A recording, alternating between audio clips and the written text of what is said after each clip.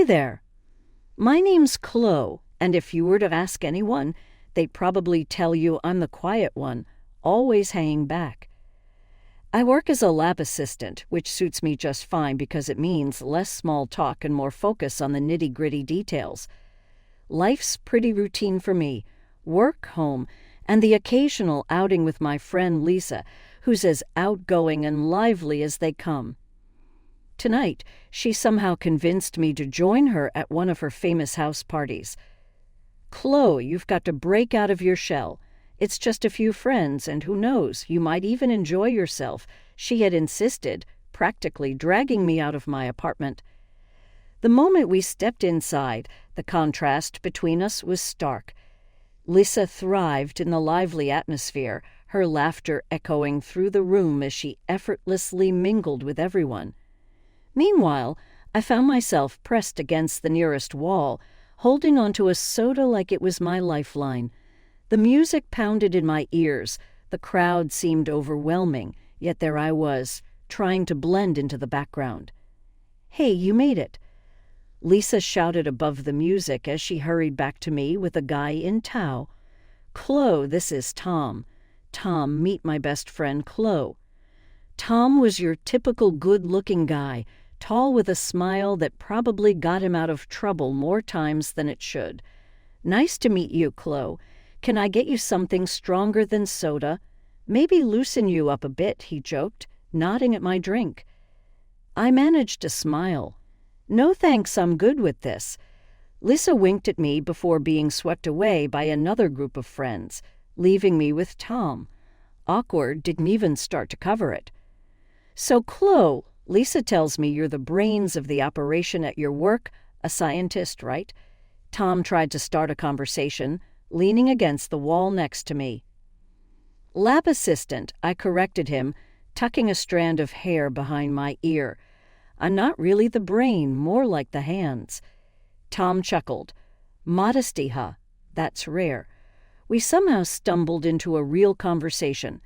Tom was surprisingly easy to talk to, and as the night wore on, I found myself sharing little bits about my life, my love for quiet weekends and my secret passion for old detective novels. He really listened, and by the time the party started to thin out, I was actually laughing, the genuine kind that bubbles up without permission. "You know, you're nothing like I expected from Lisa's stories. You're cooler," Tom said, his tone sincere. I raised an eyebrow, surprised by his comment. "And what exactly did Lisa tell you?" I asked. "That you were shy, kind of introverted, but you're just chill, not uptight. It's refreshing." His words, oddly enough, didn't feel patronizing. They felt like a compliment, and from someone like Tom, it meant a bit more than it should have. "Thanks, I guess you're not too bad yourself for a party animal," I teased back, realizing that I didn't want the night to end just yet. "Party animal, huh? I might quote you on that." He laughed, pulling out his phone. "Let me get your number. We should hang out, maybe somewhere quieter where you don't need to shout over the music." I hesitated for a moment, the old fears whispering that this was a bad idea, but then I typed my number into his phone. "Okay, but if you make me go to another party, we're going to have a problem," I warned him. "Deal. No parties. Maybe just a coffee or something," he promised with a smile that made me think that maybe, just maybe, stepping out of my comfort zone wasn't such a bad idea after all. Just a few months after the party where I met Tom, things had gotten pretty serious between us. I remember it was a chilly evening in late autumn when he popped the question. We were walking through the park, leaves crunching under our feet, when he suddenly stopped and looked at me with those eyes that seemed to see right through to my soul. "Chloe, I've been thinking," Tom started, fumbling a bit, which was not like him at all. He was usually so smooth. "I don't want to spend another day without knowing you're officially mine. Will you marry me?" He pulled out a small box from his pocket and opened it to reveal a simple but beautiful ring. I nodded, my voice a mere whisper. "Yes, I'll marry you." The joy on his face was unmistakable. We spent the rest of the evening talking about our future, making plans that seemed like distant dreams come into life.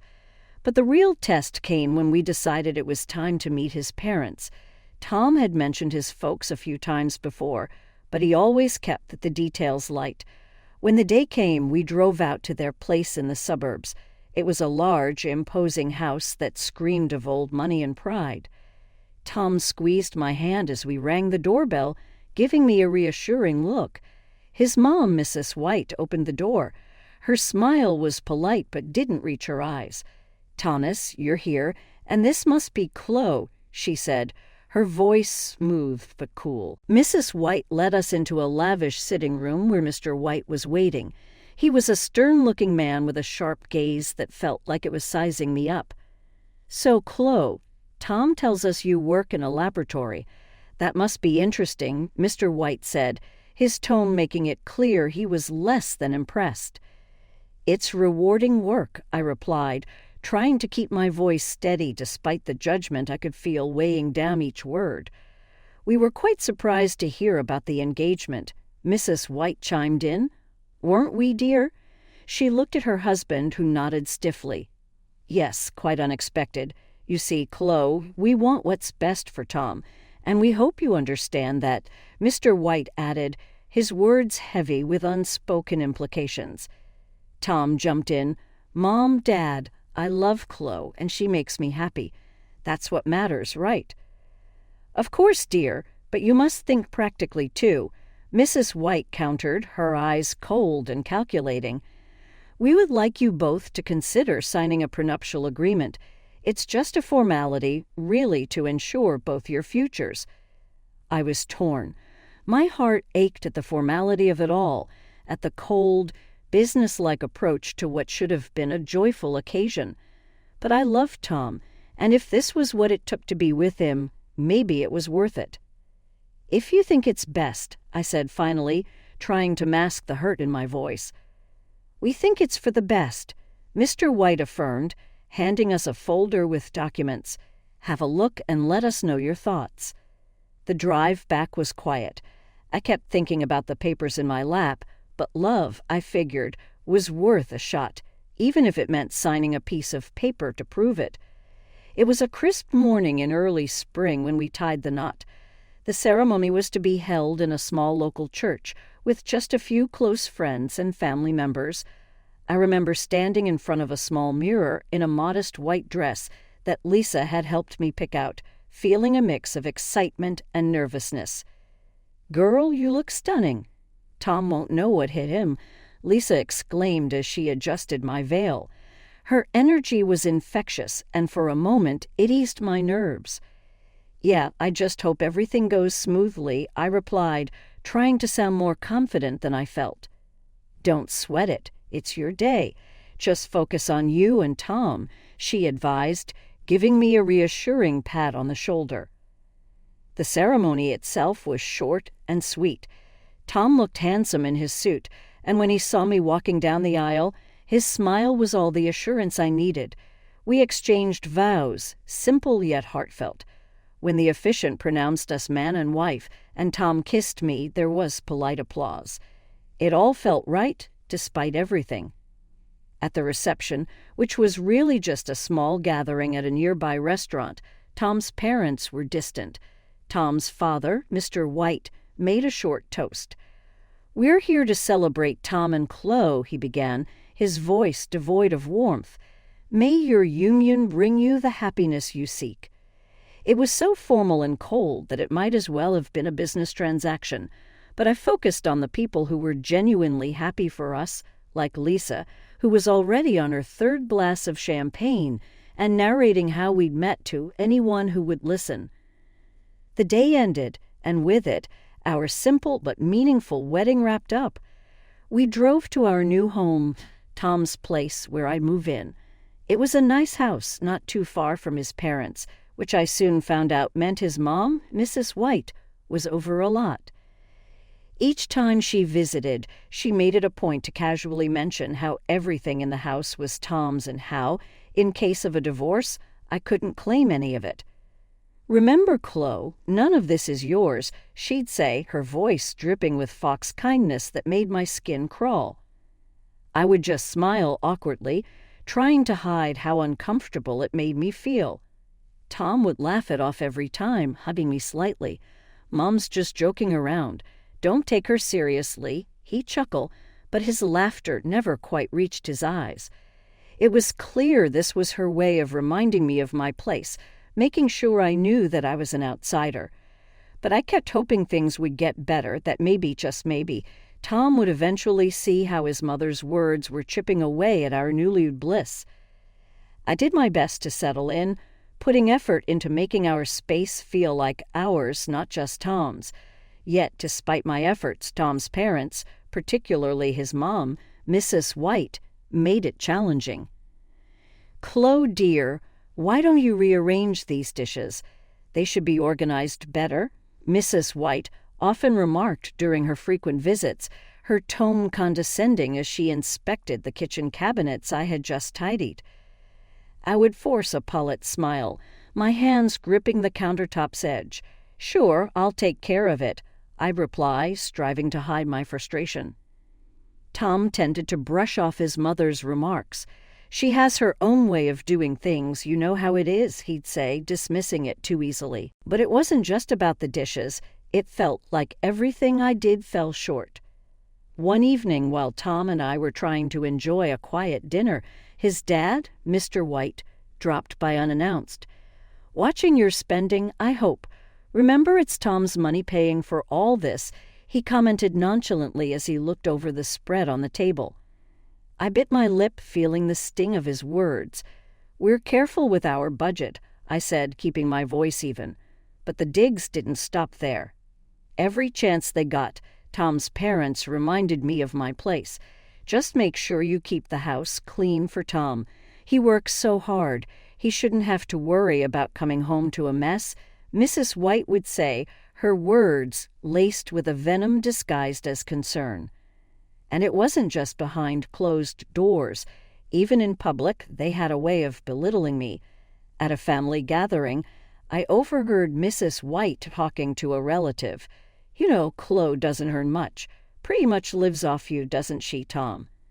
The interference from Tom's parents didn't stop at comments. They started acting like the house was theirs, too. They'd come over, flop down on the sofa, and demand, "Chloe, make us some coffee, will you?" Or, "We're out of snacks. Could you run to the store?" It was as if I had become less of a family member and more of a maid. And Tom, he had changed. He used to be caring and attentive, but now be joined in their laughter.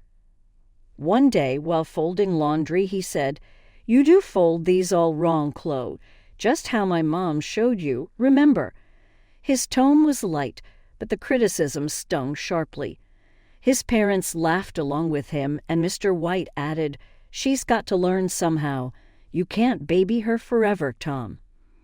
The worst part was how Tom criticized everything about me, from the way I managed the house to my choice of clothes. "You're going out in that?" he'd ask, his look one of disapproval as he eyed my casual jeans and T-shirt. I felt like I was losing not just the battle to win over his parents, but also the man I thought I had married, the man who had once looked at me with love, now scrutinized me with the same critical eyes as his parents.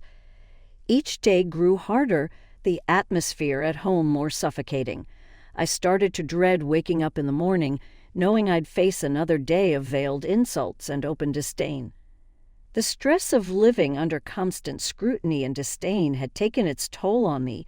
I began losing weight, my nights were restless, and my days were long battles with anxiety. It all came to a head one morning at work when I collapsed right there among the test tubes and beakers in my lab. I woke up in the hospital, the sterile white of the room blinding me. At first, I felt a dull ache in my stomach, and my head was spinning as I tried to sit up. A nurse rushed over. "Take it easy, Chloe. You gave us quite a scare," she said, helping me adjust the pillows behind my back. "What happened?" I asked, my voice barely above a whisper. "You passed out at work. They brought you in with severe dehydration and stress-related symptoms, she explained, checking the IV drip that was hooked to my arm. I sighed, the reality of my situation settling in. The door to my room opened, and Lisa walked in, her face etched with concern. "Chloe, I heard what happened. Are you okay?" She rushed to my side, grabbing my hand. "I guess I'm not," I replied, trying to muster a smile. "This is ridiculous, Chloe. You can't go on like this," Lisa said, her voice stern, filled with worry. I knew she was right, but the thought of going back to that house, to face Tom and his parents again, filled me with dread. I just nodded, not trusting my voice. The next day, as I lay there flipping through a magazine, a man in a suit appeared at my doorway. "Chloe Roberts?" he asked, stepping into the room. "Yes, that's me. Can I help you?" I was puzzled. I didn't recognize him. "I'm Mr. Harris, a notary. I have some unexpected news for you. You've been named as the sole heir to your great-uncle's estate. He passed away last month, and it seems you are to inherit $20 million, he announced, holding out a stack of documents. I blinked, sure that I had misheard him. "I'm sorry, come again. Did you say $20 million? "Yes, Miss Roberts, it's all here in the documents. Your great-uncle left everything to you?" Mr. Harris confirmed, handing me the papers. I was in shock, but I barely knew him. Nevertheless, he remembered you. "If you have any questions or need assistance with the inheritance process, I'm here to help," he offered. The news was overwhelming. As Mr. Harris left, my mind raced with the implications. My phone beeped with a text from Tom, the first since I'd been hospitalized. "Hey, heard about your uncle. Sorry for your loss. How are you feeling?" the message read. I stared at the screen, my emotions a tangled mess. Here I was, suddenly wealthy, and yet I felt more alone than ever. Getting better, I texted back, not quite ready to share the news of the inheritance. Later that evening, as I lay in the hospital bed, the weight of the day's revelations pressing down on me, I made a decision. I couldn't go back to my old life. Not now. With this inheritance, I had the means to change everything. The thought was both terrifying and exhilarating. I was still processing the shock when Tom and his parents came to visit. They hadn't been by since I was admitted, which spoke volumes. But today they were all smiles and concern. Tom walked in first, his parents trailing behind him. "Hey, Chloe, how are you feeling today?" he asked, his voice a tad too sweet. I adjusted myself in bed. "Better, thanks," I replied, watching them carefully. Mrs. White came over to my side, her voice dripping with a concern that didn't reach her eyes. "Oh, Chloe, we've been so worried about you," she said, her hand brushing mine. "That's kind of you," I said, pulling my hand back subtly. Mr. White stood at the foot of my bed, his arms crossed. "Yes, well, we're family. We take care of our own," he added, though it felt like a rehearsed line. Tom sat down next to me, taking my hand again. "We just want to make sure you're taken care of, that's all," he said, squeezing my hand. I nodded, feeling the weight of their stares. They seemed unusually attentive. I appreciate that. As their visit dragged on, their questions began to veer towards my health in a way that felt more invasive than concerned. "So when do the doctors say you can leave the hospital?" Mrs. White asked, peering at me closely. "Soon, I hope. I'm starting to feel a lot better," I replied, wary of revealing too much. After a few more minutes of strained conversation, they left, promising to return soon. I lay back, a sense of unease settling over me. Their visit felt off, their questions too pointed, curious, and cautious. After they left, I decided to see for myself what they were up to. Quietly, I got dressed and followed them at a distance as they walked toward the parking lot. Hidden by the corner of the building, I overheard their conversation. "That stupid cow doesn't know what's coming," Tom laughed crudely. "She thinks we care about her. This is all just until we get that money. And make sure she gets pregnant soon, Tom. If she has a kid, she won't leave. Then we're really in control," Mrs. White added viciously. Hearing them speak so callously, plotting to trap me further, was the final straw. My heart pounded with a mix of anger and resolve. I had seen their true colors, and it was uglier than I could have imagined. I slipped back to my ward unnoticed, my mind racing. Their treachery was clear, and my path forward was too. For perhaps the first time in my life, I knew I had to stand up for myself. I wasn't going to be their victim any longer. When I was discharged from the hospital, the idea of going back home filled me with a mix of dread and determination. As I walked through the door, I saw Tom and his parents sitting in the living room, their faces lit up with forced smiles.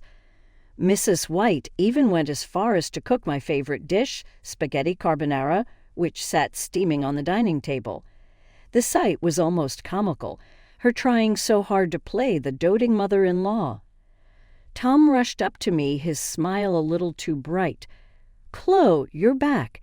We missed you so much," he said, pulling me into a hug that I didn't return.